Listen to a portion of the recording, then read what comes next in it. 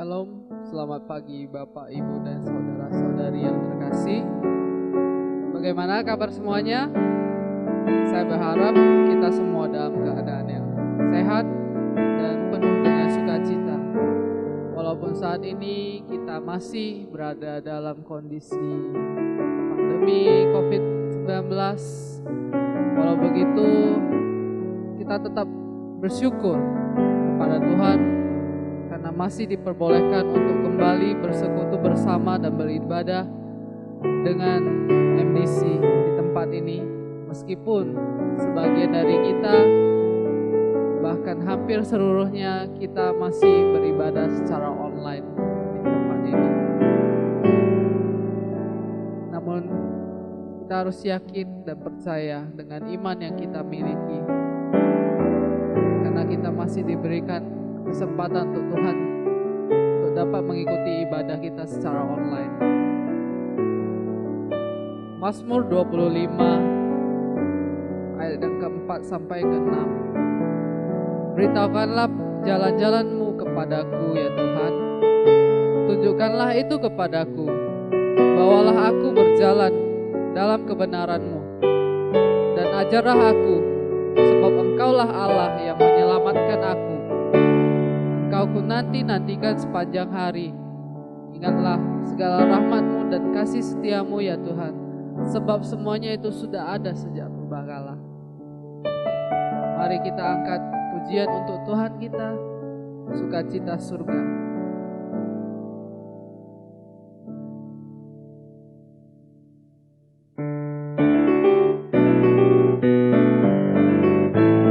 Kita mau terima sukacita surga, karena hanya Tuhanlah yang menjadi kekuatan dalam hidup kita ini.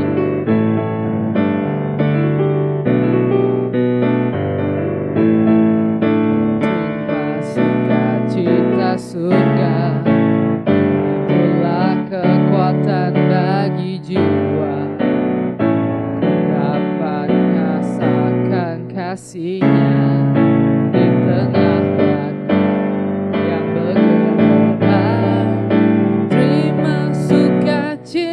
surga, itulah kekuatan bagi jiwa. Ku dapat saksikan kuasa-Nya, taklukkan badai yang bergelora. Haleluya, Kau ada dalam hatiku, takkan patah semangatku, takkan hilang kekuatanku. Haleluya, ku mau bersorak bagimu, sukacita surga nyata penuhiku.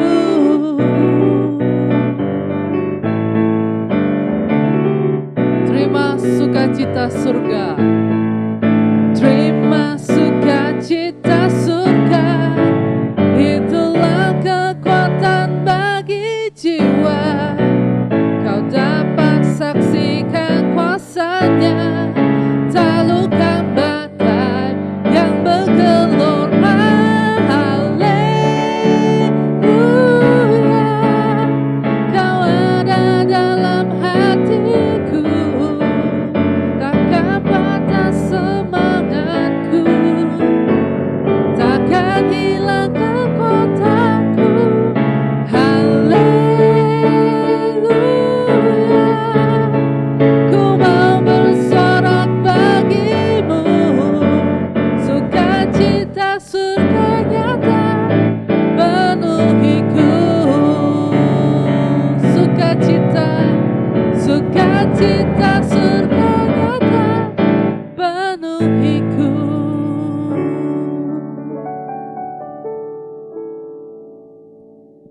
Mari kita tundukkan kepala kita. Kita mau berdoa kepada Tuhan kita. Bapa, kami bersyukur untuk setiap kasih dan karunia yang telah Engkau berikan di dalam hidup kami ini sampai dengan saat ini. Segala pelindungan yang telah Engkau berikan sepanjang hidup kami. Kami berterima kasih juga ya Bapa untuk penyertaan-Mu, sehingga kami boleh berdiri kembali di hadapan-Mu di tempat ini untuk memuji dan memuliakan nama-Mu ya Bapa.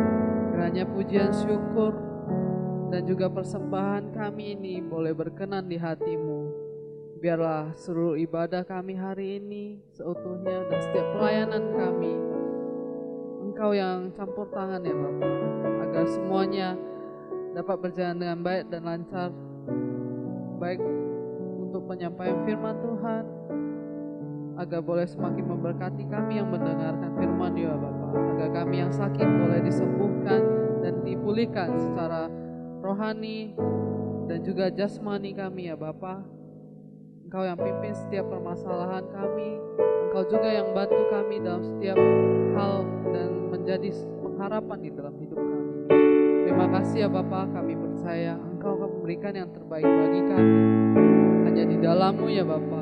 Di dalam nama-Mu kami berdoa dan mengucap syukur. Amin. Selanjutnya kita akan menaikkan pujian Tuhan kita, mukjizat yang ternyata.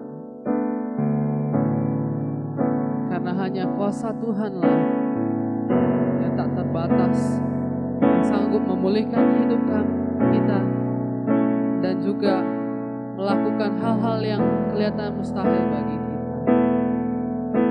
Sungguh tak terbatas kuasa-Mu Tuhan.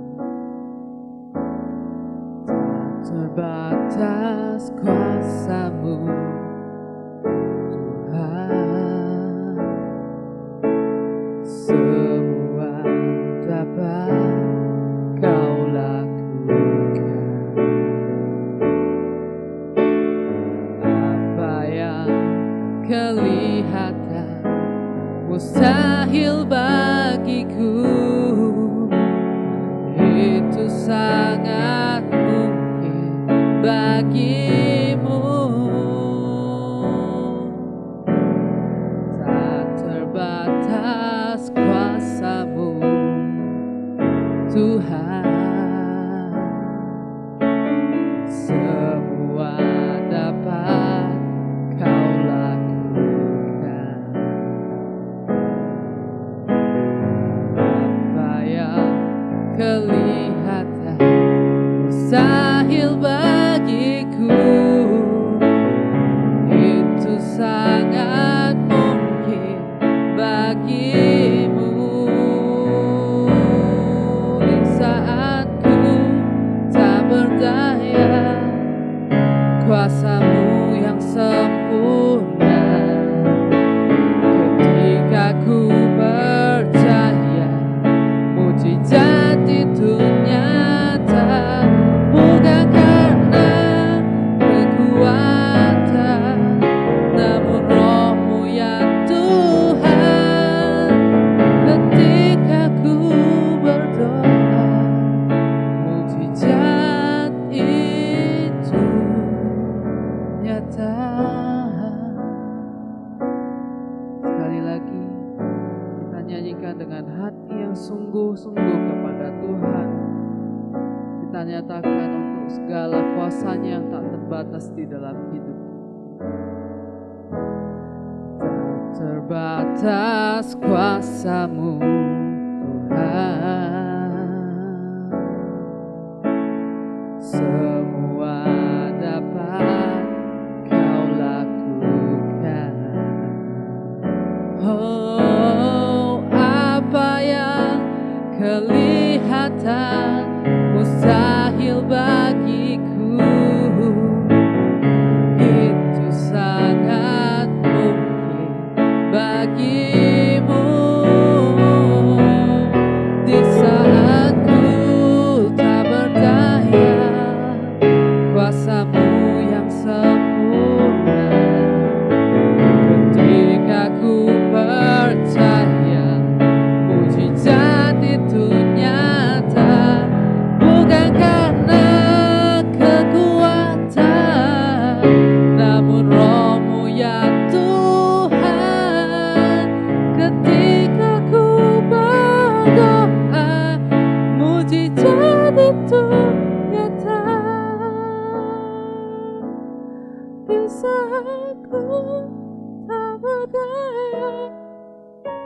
kuasamu yang sempurna. Ketika ku percaya mujizat itu nyata, bukan karena kekuatan, namun Roh-Mu ya Tuhan. Ketika ku percaya, ketika ku berdoa, ketika ku percaya, mujizat itu nyata.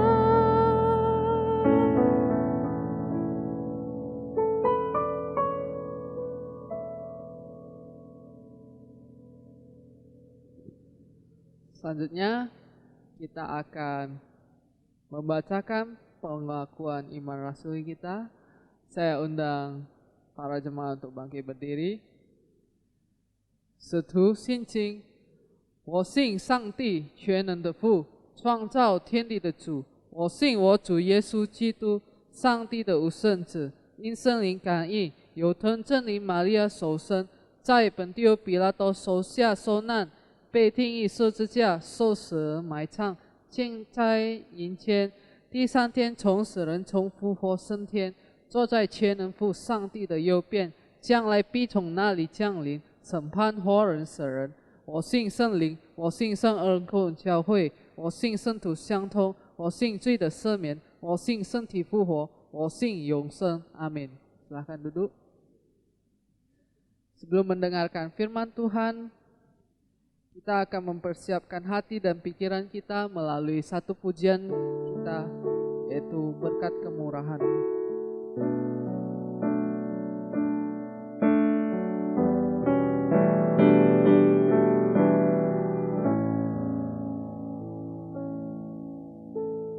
Kau hiasi kehidupanku dengan kemurahan-Mu.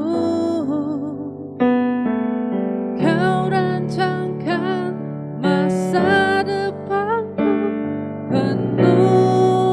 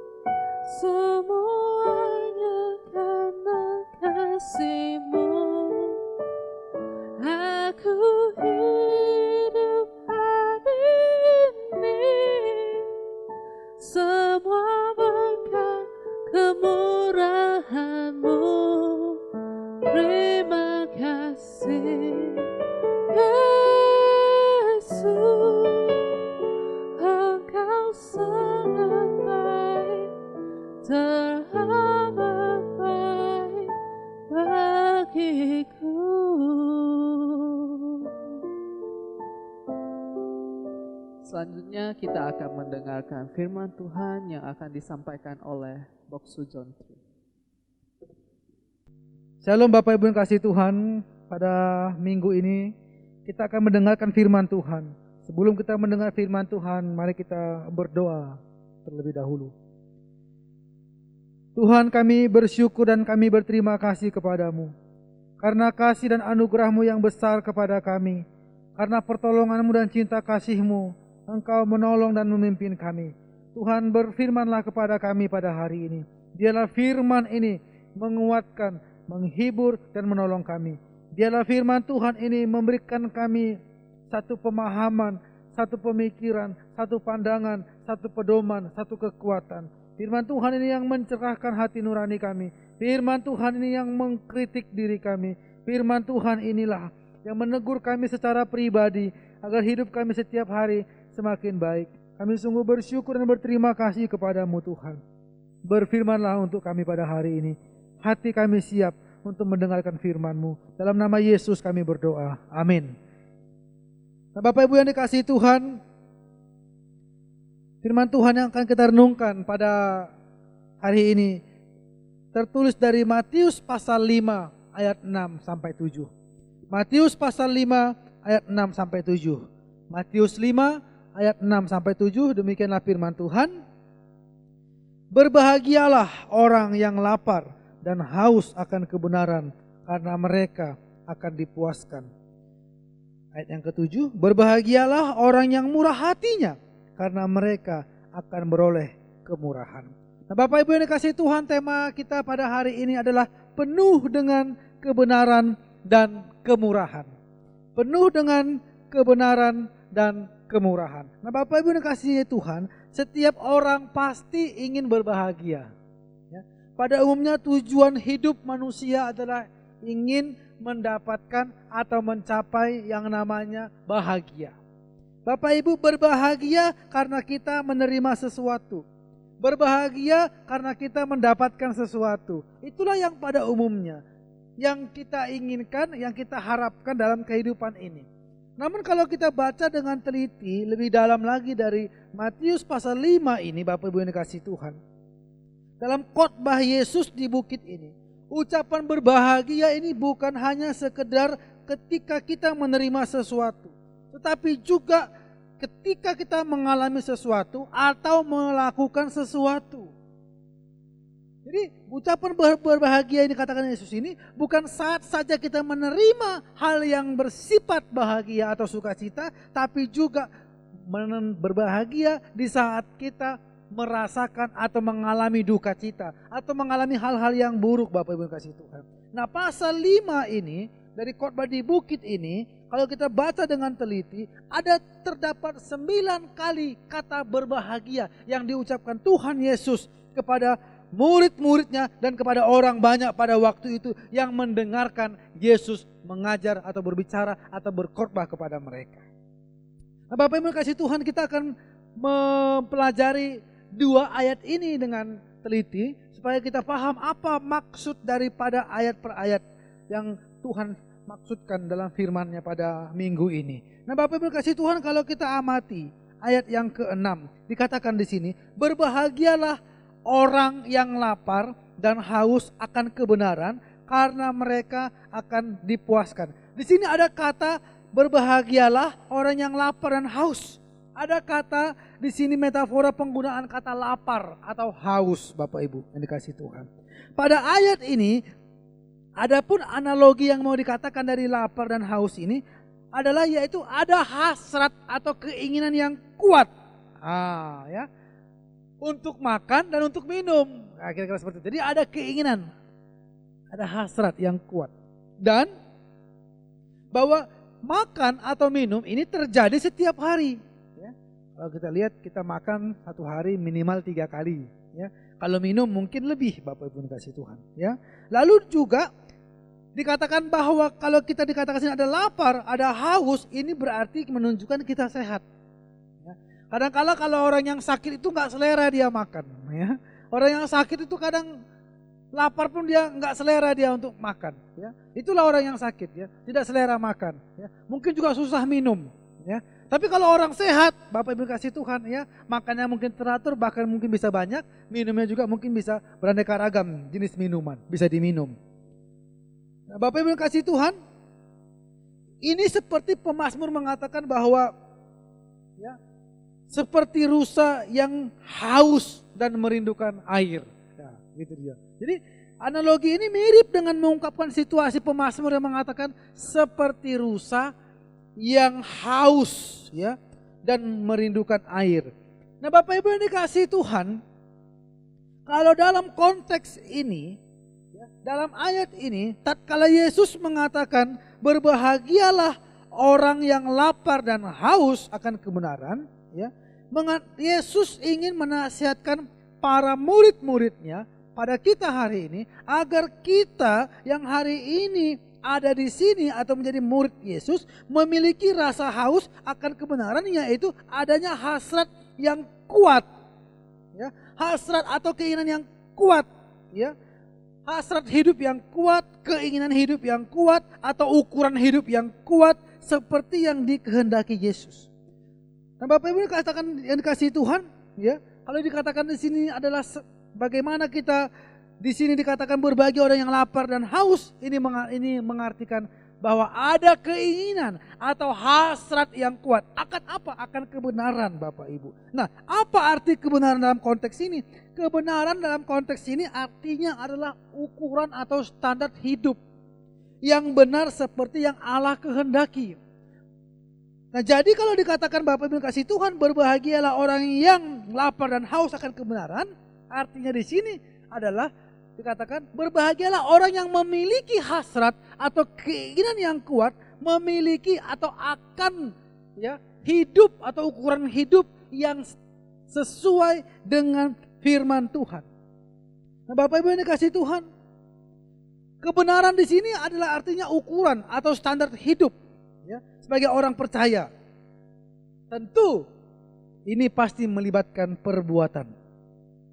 Bapak Ibu kasih Tuhan, kalau kita bicara masalah standar hidup atau ukuran hidup, ini pasti bicara soal perbuatan.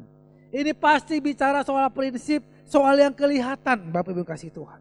Ya, perbuatan tersebut pasti membutuhkan usaha manusia. Pasti. Namun kita tidak boleh mengabaikan anugerah Allah di dalamnya. Dalam mengupayakan standar hidup, ukuran hidup, kita membutuhkan perbuatan. Perbuatan itu memang atas usaha manusia. Namun kita tidak boleh mengabaikan anugerah Allah, kebaikan Allah, kuasa Allah, kehadiran Allah di dalam melakukan perbuatan itu. Karena perbuatan tanpa dibarengi dengan iman, tanpa dibarengi dengan kasih karunia Tuhan akan menjadi kesombongan, menjadi keangkuhan kepada manusia. Nah, Bapak Ibu kasih Tuhan, bagaimanakah standar atau ukuran hidup orang percaya pada zaman ini? Nah, Bapak Ibu, inilah yang menjadi pergumulan kita bersama-sama. Kalau kita melihat firman ini sangat sesuai dengan konteks zaman sekarang. Firman ini mengkritisi bagaimana ukuran atau standar hidup orang Kristen pada zaman ini. Mulai dari tokoh agama sampai kepada masyarakat, sampai kepada umat yang percaya kepada Yesus.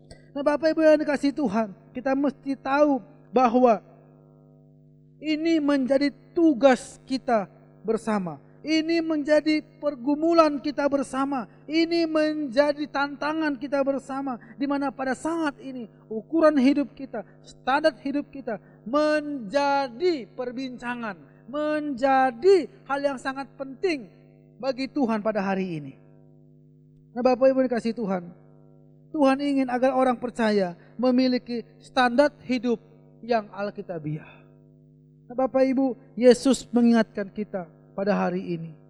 Kita yang lapar dan haus, adanya hasrat yang kuat akan standar hidup, akan ukuran hidup yang alkitabiah. Inilah yang Tuhan mau.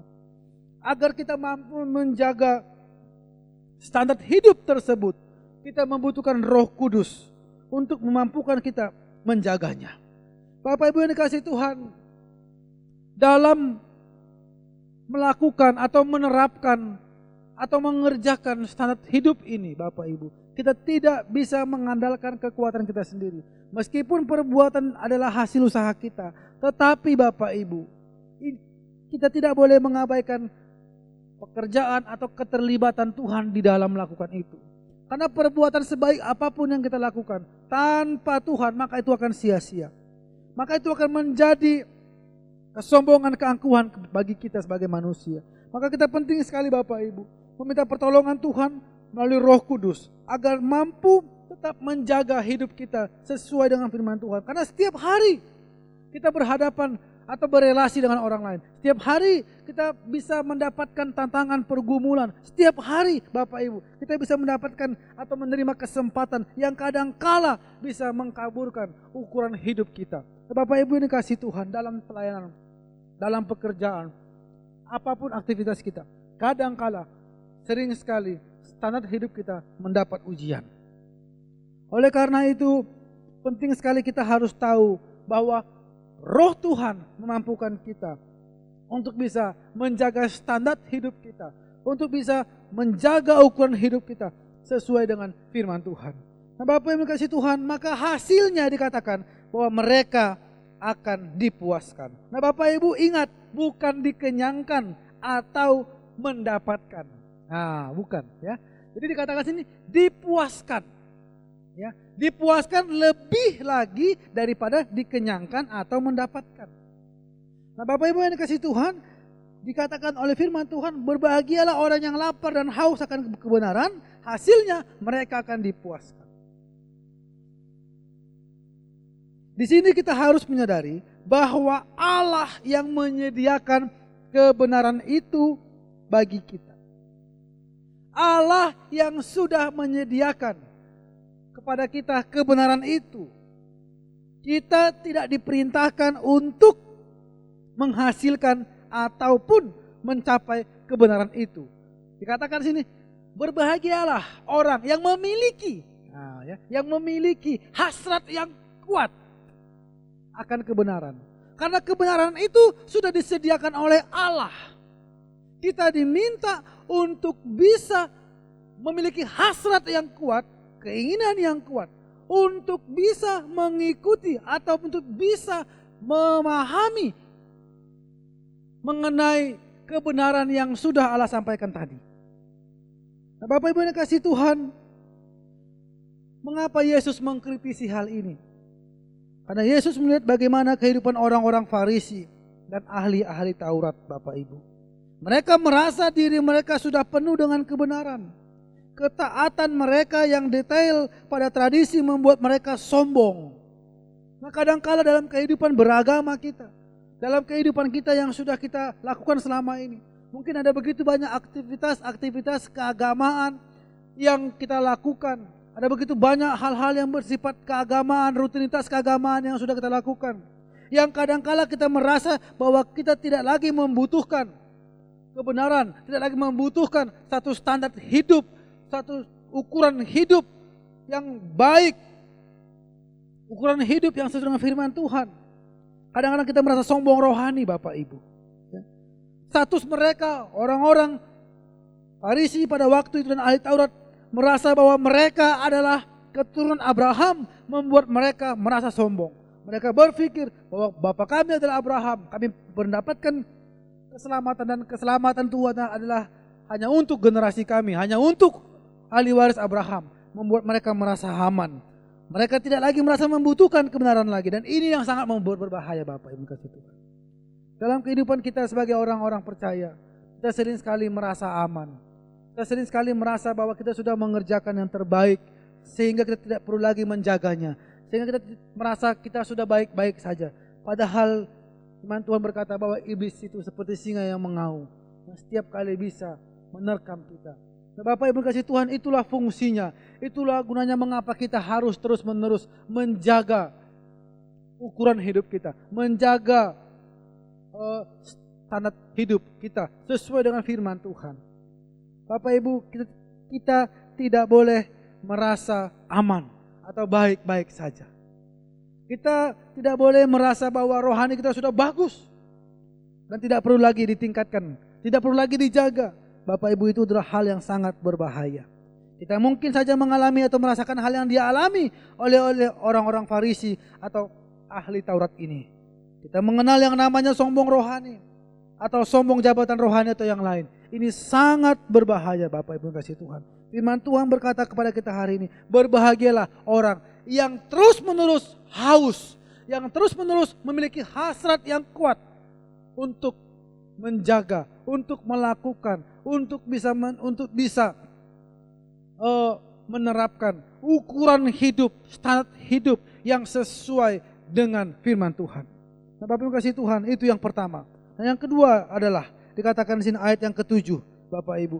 Berbahagialah orang yang murah hatinya, karena mereka akan beroleh kemurahan.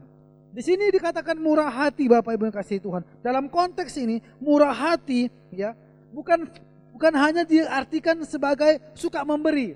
Ya. Dalam konteks ini murah hati bukan hanya diartikan sebagai suka memberi. Ya. Kadangkala lawan kata murah hati adalah kikir ya atau pelit. Tapi dalam konteks ini Bapak Ibu diterjemahkan bahwa murah hati itu adalah merciful ya atau artinya berbelas kasihan. Ya, berbelas kasihan bukan ya baik hati dalam memberi. Ingat itu. Yang dikatakan maksud dalam konteks ini murah hati adalah diterjemahkan sebagai berbelas kasihan, bukan murah hati dalam memberi. Nah, jadi memang firman Tuhan itu mesti kita lihat konteks per konteks, apakah arti daripada kata ini menurut konteks ini baru bisa kita mengerti atau mencapai maksudnya Bapak Ibu, ya. Nah, jadi dalam konteks ini murah hati itu diterjemahkan sebagai berbelas kasihan, ya. Seperti Yesus adalah raja, seperti Yesus adalah juru selamat yang besar yang berbelas kasihan kepada orang berdosa. Di mana Tuhan sangat mengasihi atau berbelas kasihan pada orang berdosa. Sering sekali ketika Yesus melakukan pelayanan, ketika Yesus melakukan penyembuhan, pemulihan, pemberitaan Injil, muncul kata berbelas kasihan ini. Kata ini berkaitan dengan misi kedatangan Yesus ke dunia untuk menyelamatkan orang berdosa. Karena Yesus berbelas kasihan kepada orang berdosa, Dia datang ke dunia untuk menyelamatkan kita. Kita yang butuh dibelas kasihani olehnya. Karena kita adalah orang yang berdosa. Bapak Ibu, maka Yesus mengatakan, jadi pergilah, pelajarilah firman ini. Yang ku kehendaki ialah belas kasihan, bukan persembahan. Karena aku datang bukan untuk memanggil orang benar, melainkan orang berdosa. Nah, Bapak Ibu yang dikasihi Tuhan, Yesus menginginkan adalah kepada kita berbelas kasihan, bukan persembahan. Apakah persembahan penting? Penting Bapak Ibu. Tapi kalau kita melakukan ibadah-ibadah rohani, kita suka memberi, kita suka melakukan kegiatan-kegiatan rohani, tapi tidak memiliki belas kasihan, bagi Tuhan ini tidak benar. Ini keliru Bapak Ibu. Tuhan mengatakan kepada kita, kalaupun semuanya itu kita lakukan, ini mulai timbul, ini muncul karena ada belas kasihan. Bapak Ibu, karena Tuhan terlebih dahulu sudah berbelas kasihan kepada kita. Maka belas kasihan ini kita belajar dari Tuhan. Bagaimana kita juga bisa menerapkan ini berbelas kasihan kepada orang lain. Nah, Bapak Ibu yang kasih Tuhan, orang-orang Farisi dinilai tidak berbelas kasihan karena mereka menghukum orang yang tidak bersalah. Mereka juga ditegur karena mengabaikan keadilan, mengabaikan belas kasihan dan mengabaikan kesetiaan.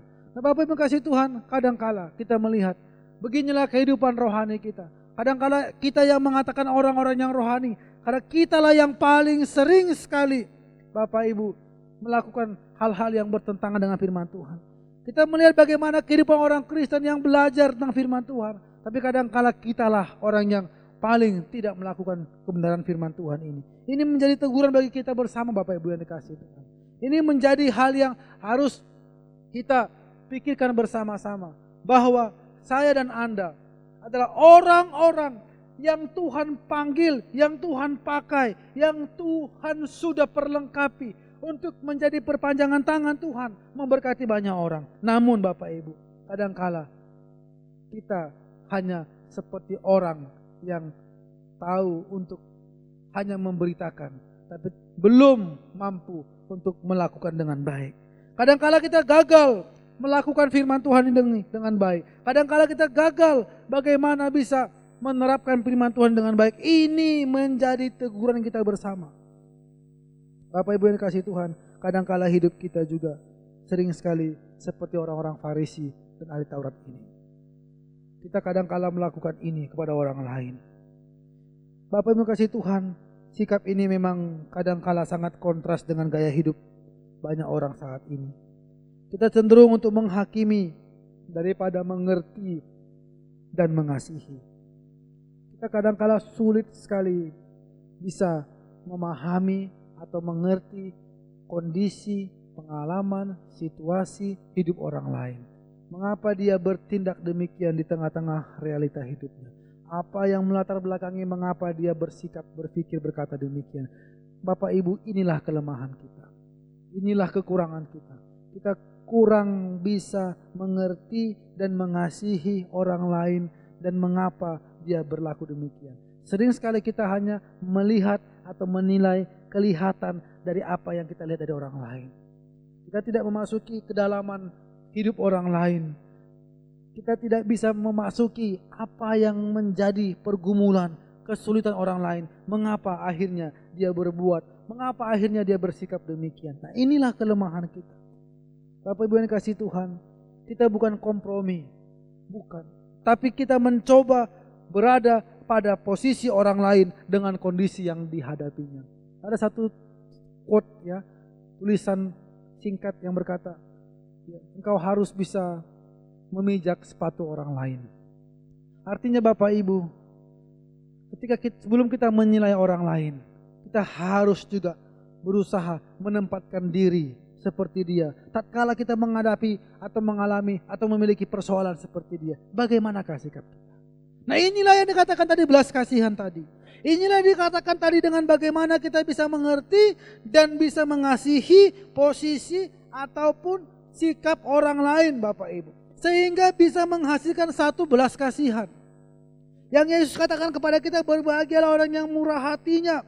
Dia katakan berbahagialah orang yang memiliki belas kasihan. Jadi murah hati di sini adalah berbelas kasihan.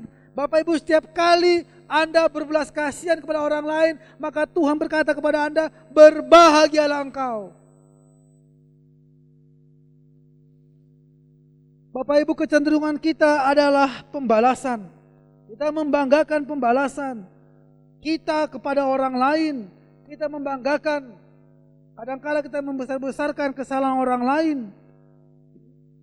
Padahal pembalasan itu meminta kita melepaskan. Padahal yang Tuhan mau kepada kita dengan belas kasihan ini adalah meminta kita melepaskan pengampunan. Belas kasihan itu Bapak Ibu yang dikasihi Tuhan, meminta kita untuk melepaskan pengampunan. Jadi Bapak Ibu yang dikasihi Tuhan, ini kehidupan kita sebagai manusia. Kita sekarang hidup dan memiliki relasi. Kita hidup sekarang memiliki teman, pergaulan. Kita ada di tengah orang-orang lain Bapak Ibu. Bukanlah hal yang mudah mempraktekkan memberikan pipi kiri jika pipi kanan Anda ditampar. Ini bukan hal yang mudah untuk mempraktekkan hal ini. Ini bukan hal yang gampang Bapak Ibu. Bagaimana kita bisa mempraktekkan jika pipi kirimu, pipi kananmu ditampar, berikan pipi kirimu. Ini bukan hal yang mudah kita praktekkan.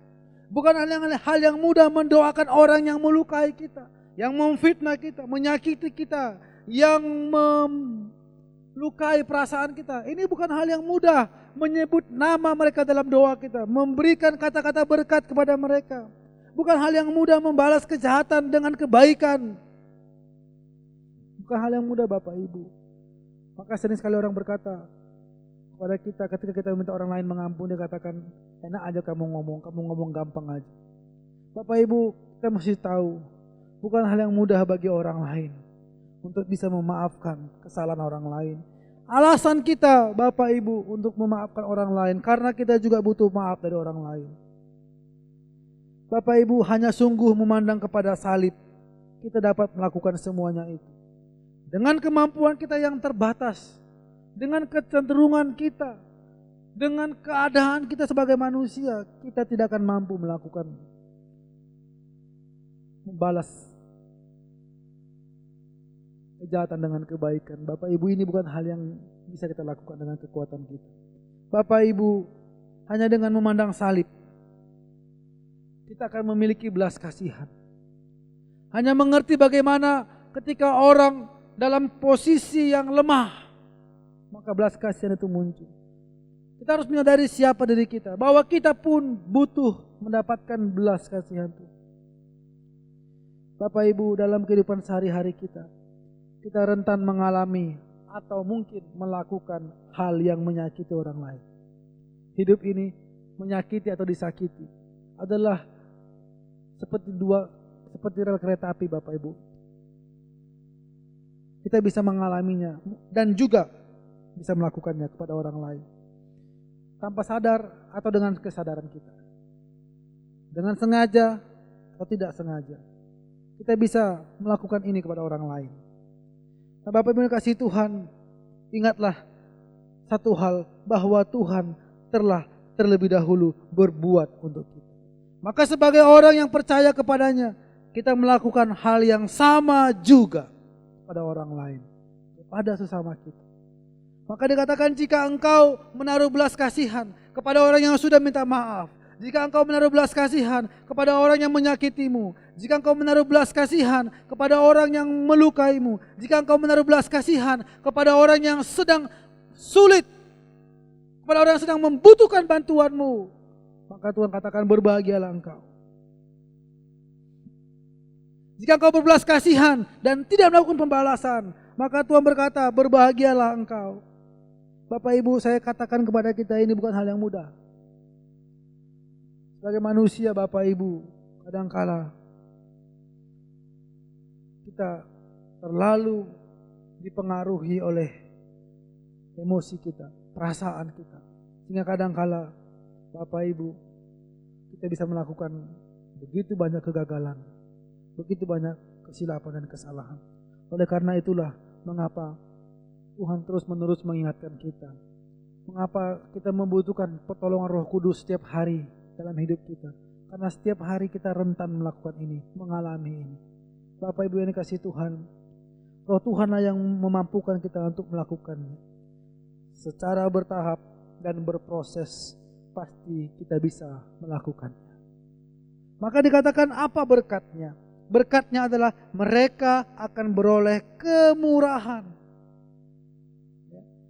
Bapak Ibu yang kasih Tuhan, bagi orang yang berbelas kasihan akan diberi belas kasihan oleh Allah sendiri, bukan oleh manusia, Bapak Ibu. Walaupun kadang kita mendapatkan atau menerima itu dari manusia sebagai ucapan terima kasih, tapi yang paling penting bahwa kita mendapatkan kemurahan Allah. Kita menjadi perhatian Allah. Jadi ini bukan seperti hukum kalau kamu baik aku baik, bukan Bapak Ibu kasih Tuhan, bukan. Karena kasih Tuhan tidak bersyarat. Ya, jadi kalau kita baik, Tuhan baik, kita jahat, Tuhan jahat, tidak, bukan seperti itu. Tapi dikatakan di sini bahwa ketika kita menaruh atau memiliki belas kasihan, maka Tuhan akan memberikan kita kemurahannya. Kemurahan dalam hal apa? Dalam hal usaha kita, bisnis kita, keluarga kita, kesehatan kita, kesulitan kita. Maka yang membalas semua rasa belas kasihan kita adalah Tuhan sendiri. Bukan orang yang menerima belas kasihan kita. Bukan orang yang menerima kebaikan kita.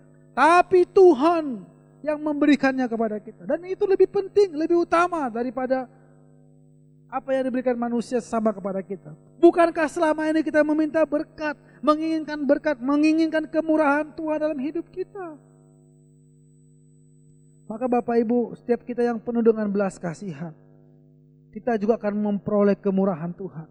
Bapak Ibu, tatkala kita bisa berbelas kasihan kepada orang yang sudah minta maaf kepada kita, kepada orang yang bersalah kepada kita, disitulah kita belajar bagaimana Tuhan juga sudah berkali-kali memaafkan, mengampuni kita. Kita belajar tentang kemurahan, kita belajar tentang pengampunan, kita belajar tentang kasih, kita belajar tentang banyak hal. Dan kita mengerti bagaimana Tuhan sangat mengasihi kita Bapak Ibu. Oleh karena itu Bapak Ibu mengasihi Tuhan, kita mesti belajar firman Tuhan ini. Bahwa orang-orang yang murah hati dikatakan di sini artinya adalah orang-orang yang menaruh belas kasihan akan memperoleh kemurahan. Memperoleh kemurahan di sini adalah artinya mendapatkan berkat dari Tuhan. Mendapatkan belas kasihan dari Tuhan. Bapak Ibu, kita semua juga akan mengalami masa-masa sulit. Kita juga semua akan mengalami tantangan-tantangan dalam pergumulan hidup. Kita semua juga pasti membutuhkan masa-masa di mana kita menginginkan belas kasihan Tuhan. Kalau kita bisa membelas kasihani kepada orang lain, Bapak Ibu, kita juga akan mendapatkan belas kasihan Tuhan. Tatkala kita berada dalam posisi orang yang membutuhkan belas kasihan, maka kita mengerti bagaimana perasaan orang yang juga membutuhkan belas kasihan. Bapak Ibu kasih Tuhan, inilah kenyataan realita hidup kita. Sebagai manusia, Bapak Ibu, Tuhan mengatur, Tuhan mengajar kita. Dalam hubungan relasi dengan sesama, dalam hubungan sesama manusia, kita mungkin tidak bisa mengelakkan hal ini. Dan Tuhan mengajar kita, agar kita memiliki karakter yang kuat, ukuran hidup yang kuat, kepribadian yang kuat, sebagai orang-orang yang percaya kepada Tuhan. Karena dua hal ini yang kita renungkan pada hari ini, yang dikatakan tadi Bapak Ibu hasrat yang kuat, ataupun yang dikatakan yang kedua di sini berbelas kasihan, ini adalah merupakan bagian dari karakter yang harus dimiliki oleh orang-orang yang mengaku percaya kepada Yesus Kristus, yang hari ini Bapak Ibu, yang zaman ini mendapat ujian yang sangat berat.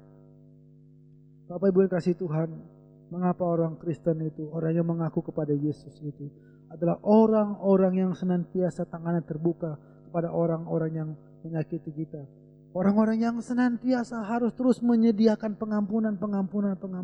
Walaupun ini bukan hal yang mudah. Karena Tuhan sudah juga melakukan hal yang sama. Tatkala dia disakiti, disalibkan, dia tidak melakukan pembalasan. Dia menaruh belas kasihan, dia memandang kita. Dia melihat dosa-dosa manusia. Inilah yang dikatakan belas kasihan tadi. Bayang Bapak Ibu, tatkala orang menyakiti kita, kita harus berbelas kasihan kepada dia. Dengan satu prinsip yang berkata, Tuhan, dia tidak tahu apa yang dia perbuat. Bapak Ibu, kita berbelas kasihan kepada orang yang menyakiti kita. Karena kita menganggap bahwa mereka tidak mengerti apa yang mereka lakukan. Inilah yang dikatakan belas kasihan tadi. Belas kasihan itu muncul karena kita menganggap bahwa mereka tidak mengerti. Bahwa kita menganggap bahwa mereka belum paham, mereka belum tahu, mereka belum mengerti bagaimana hidup dalam Kristus. Bapak Ibu, ini bukan saja kita lakukan kepada orang-orang yang tidak percaya, tapi kepada orang yang percaya juga. Kadang-kala banyak juga orang yang percaya, yang mengaku percaya kepada Yesus, belum memahami kalimat ini. Bapak Ibu, inilah yang dikatakan bahwa kita harus menyediakan rasa belas kasihan. Tuhan menolong kita untuk melakukannya, karena hanya Tuhan yang sanggup menolong kita untuk melakukannya. Tanpa Tuhan Bapak Ibu, kita tidak akan mampu untuk melakukannya. Biarlah firman Tuhan yang kita dengarkan pada hari ini. Yang pertama dikatakan, berbahagialah orang yang lapar dan haus akan kebenaran. Artinya, berbahagialah orang yang memiliki hasrat yang kuat akan ukuran atau standar hidup. Yang kedua, berbahagialah orang yang murah hati, atau berbahagialah engkau yang memiliki belas kasihan. Karena engkau akan beroleh kemurahan. Karena kita akan mendapatkan kemurahan Tuhan. Inilah bahasa terjemahan dalam konteks ini Bapak Ibu yang kasih Tuhan. Mari Bapak Ibu, saya mengajak kita terus menerus agar kita memiliki hasrat yang kuat untuk memperbaiki hidup, meningkatkan standar hidup kita, agar kita memiliki ukuran hidup, prinsip hidup sesuai dengan kebenaran firman Tuhan. Tuhan sudah menyediakan itu semua lewat kitab suci ini. Karena Tuhan sudah mengatur, menyediakannya. Kita tidak perlu lagi mengupayakannya. Tuhan sudah menyediakan untuk kita. Bapak Ibu, itulah kebaikan Tuhan. Apapun yang kita perlu, Tuhan sudah sediakan. Bapak Ibu, tapi kita punya keinginan yang kuat tidak? Punya hasrat yang kuat enggak? Bapak Ibu. Nah inilah yang kadang-kala menjadi pergumulan kita. Firman Tuhan menolong kita dimanapun kita berada hari ini. Tuhan menghibur, menguatkan kita. Shalom, mari kita berdoa. Kami bersyukur kepada Tuhan. Biarlah firman Tuhan yang kami dengar, yang kami renungkan. Biarlah firman Tuhan yang kami sama-sama hari ini bisa baca. Sama-sama hari ini bisa kupas, bisa bahas. Menjadi kekuatan pada kami. Bahwa kami harus senantiasa memiliki hasrat yang kuat untuk menjaga ukuran atau prinsip hidup kami. Bahwa kami juga harus memiliki rasa belas kasihan, karena kamilah yang dikatakan orang-orang berbahagia. Kami mau melakukannya dengan pertolongan-Mu, bantulah kami Tuhan. Terima kasih, dalam nama Yesus kami berdoa. Amin. Terima kasih kepada Boksu John Tri untuk penyampaian firman Tuhan hari ini. Kiranya kita boleh semakin mendekatkan hati dan pikiran kita kepada Tuhan Yesus Kristus. Meskipun saat ini kita masih dalam keadaan pandemi, namun saya yakin dan percaya kita semua, dimanapun kita berada, kita tetap akan ditopang oleh Tuhan kita. Kita sandarkan segala persoalan dan permasalahan kita kepada Tuhan, karena yakin dan percaya Tuhan akan memberikan yang terbaik untuk kita. Untuk itu kita akan menyanyikan kembali lagu untuk Tuhan kita, yaitu Sukacita Surga.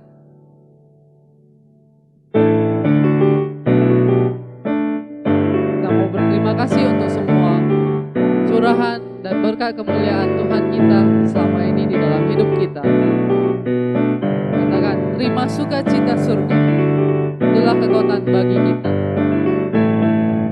Terima sukacita surga, itulah kekuatan bagi jiwa.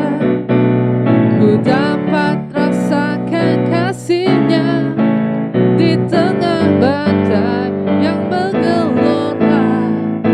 Terima sukacita surga, itulah kekuatan bagi jiwa. Kau dapat saksikan kuasa-Nya, taklukkan badai yang bergelora. Haleluya, Kau ada dalam hatiku, takkan patah semangatku, takkan hilang kekuatanku. Haleluya, ku mau bersorak bagimu, sukacita surga nyata penuhiku. Na, na, na, na, na, na, na, na, na. Haleluya. Mari kita akan membacakan doa untuk Tuhan kita sebelum mengakhiri ibadah kita. 主祷文，我们在天上的父，愿人度父助为圣，愿父的国降临，愿父的旨意行在地上，如同行在天上。我们日用的一时，今日赐给我们，赦免我们的罪，如同我们赦免的罪我们的人，不叫我们一先生诞，拯救我们脱离凶恶。因为国度、权柄、荣耀，全是父的，直到永远。阿门。 Bapak Ibu, mari kita sama-sama menerima berkat dari Tuhan. 愿我主耶稣基督的恩惠、上帝的慈爱、圣灵的感动与交通，常与你们同在，从今直到永永远远。Kiranya kasih karunia daripada Yesus Kristus, anugerah dan kasih sayang dari Allah Bapa, pimpinan daripada Roh Kudus, itulah yang menyertai kalian mulai saat ini sampai selama-lamanya. Amin.